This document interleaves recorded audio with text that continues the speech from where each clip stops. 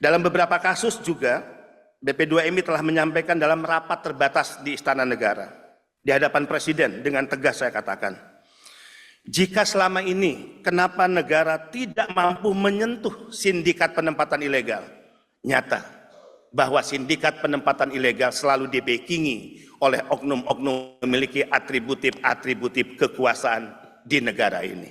Di depan Presiden, di hadapan Panglima TNI, di hadapan Kapolri, Menteri dan lembaga, saya katakan, oknum-oknum itu berasal dari oknum TNI Polri, oknum-oknum kementerian lembaga, dan bahkan oknum di BP2MI terlibat dalam sindikat penempatan ilegal pekerja migran Indonesia. Tentu jika saya menyebut seperti ini tidak boleh ada institusi yang merasa rendah diri atau merasa dipermalukan. Kita percaya oknum brengsek dan pengkhianat Republik akan selalu ada dimanapun. Tapi kita yakin di institusi-institusi negara, di kepolisian, di TNI, di kementerian lembaga, dan juga yang lainnya, akan masih banyak orang-orang baik yang memiliki komitmen kepada negara merah putih dan Republik ini.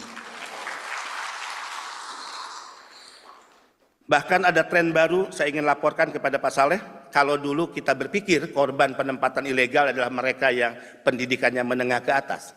Tidak seperti itu dalam kasus penempatan ilegal ke Kamboja. Rata-rata mereka adalah anak-anak muda, lulusan SMA, kemudian juga bahkan S1. Dan ada case beberapa anak muda S2. Dan dari Sumatera Utara juga tidak sedikit yang menjadi korban. Untuk hal ini, saya menyatakan di depan Presiden, Panglima TNI, dan Kapolri, sebetulnya sangat mudah untuk menangkap siapa aktor di balik bisnis judi online di Kamboja dan siapa aktor di balik scamming online. Saya cukup menyebut inisialnya T aja paling depan lah. Yang kedua saya nggak perlu sebut. Dan ini saya sebut di depan Presiden. Boleh ditanya kepada Pak Menko, Pak Mahfud MD saat itu.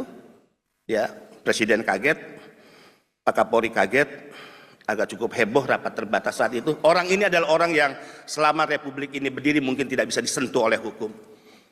Mohon maaf dengan segala hormat. Saatnya negara mengambil tindakan tegas, tidak hanya menyeret para calo, kaki tangan, tapi mampu hukum menyentuh para bandar, para tekong, mereka yang kita kategorikan sebagai penjahat, penjual anak bangsa yang selama ini mengambil keuntungan dan pesta pora dari bisnis haram perdagangan manusia. Mudah-mudahan kerjasama dengan pemerintah daerah, kementerian lembaga terus diperkuat.